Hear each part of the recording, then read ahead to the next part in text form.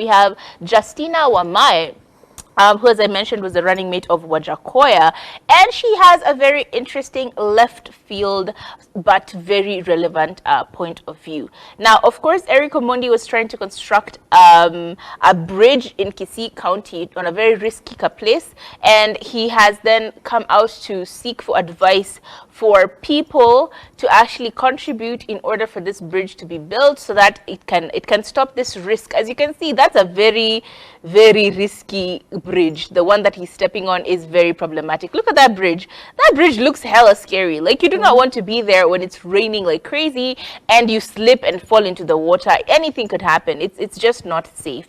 However, Justina was very keen to actually point out that as you are over there sending money to Eric Omondi to construct that risky bridge in Kisii County, just remember the social protection as spelled on Article 43, which I didn't even know until today, of Kenyan Constitution, that says that this is a government and elected politicians function. They're the ones who have the budget from the taxes that we pay as Kenyans to make your life easier. As in, your government, your governor, your MCA, they have taken money out of our pockets in the form of taxes and in the form of all forms of taxes, actually, and they have this money in order for them to give developmental, infrastructural, and economical changes within your county. Like, actually put in place things that will help you, infrastructure that will help you. Is it water? Is it electricity? Is it road construction? Is it, you know, a market for people to actually come and work? They have this money. And as we saw last month with our very own governor of Nairobi, he had how many billions did he have? He had quite a chunk of change, but most of that money, the millions of money that were spent out of the billions that he actually had for development within the country, what did that money go to? It went to hospitality and travel for the people within his employ. And if you are counting, there are only 37,000 people who work within the Nairobi County. So you're trying to tell me 37,000 people within the county as workers for that governor are the ones who are spending upwards of 170 million just to perambulate and to travel. Local domestic travel. Where are you going? Hospitality. Hizi hoteli zenye mnaenda ziko wapi? Because honestly, what hotels are these that are accruing bills upwards of millions in one? How many months was it? It was a very short period of time. So in my mind, I think Justina actually has a very solid point. Yes, left field, because there's nothing wrong with Eric Omondi actually being a philanthropist. But at the same time, putting you in awareness of the fact that this is not supposed to be an individual's job. It's the same energy that we got when Mr. Beast came to Kenya and built upwards, he built upwards of 100 wells. Where were our governors? They were very quick to actually report this and show disdain about this man who showed up from America trying to show philanthropy by building wells. But where were you? Those wells have been built. People now have water in those communities. What have you done after that? After the fact, what have you done? You know, it's quite embarrassing. It's just very embarrassing.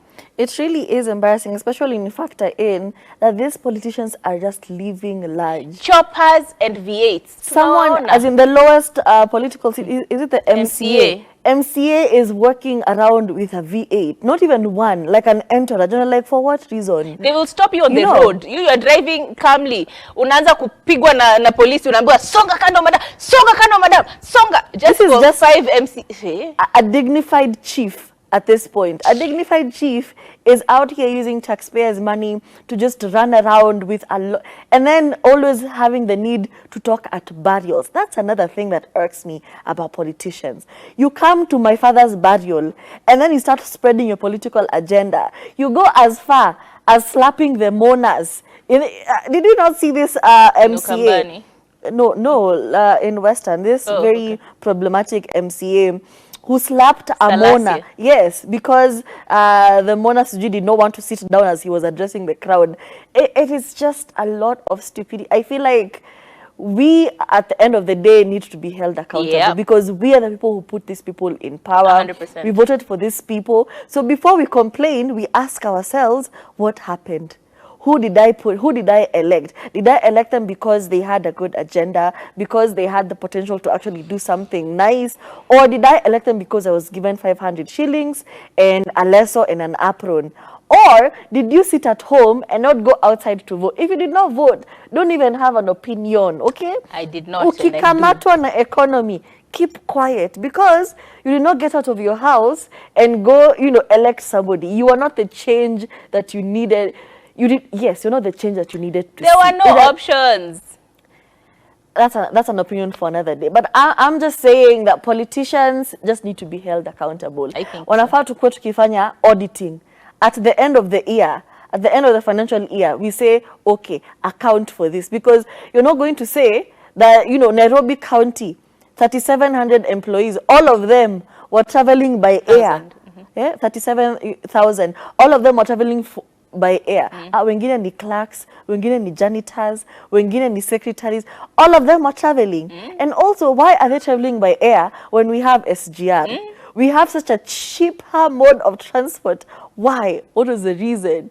And it's just the thing, even if you get a government job, unaambiagwa aje, shikilia hapo. Hapo kuna pesa. Utagraduate, utaenda ukikuwa hivyo upgraded, usiwahi achilia government job. Guys, we need to do better. We need to stop being greedy and just thinking about ourselves as individuals. Think about everyone else. If you're the only rich person in your village, you're not safe. See, but that's why they drive the land cruisers, you so that they can. Your pothole, ni kama ka you're just going through. You cannot be the only rich person in your village. You will never be secure. You will never be safe. If you're going to be rich, make sure you're enriching other people. Utakuwa unakuwa robbed every day. Kila siku ng'ombe yako imeibiwa, kila siku gate yako imeenda. Guys, let's do better.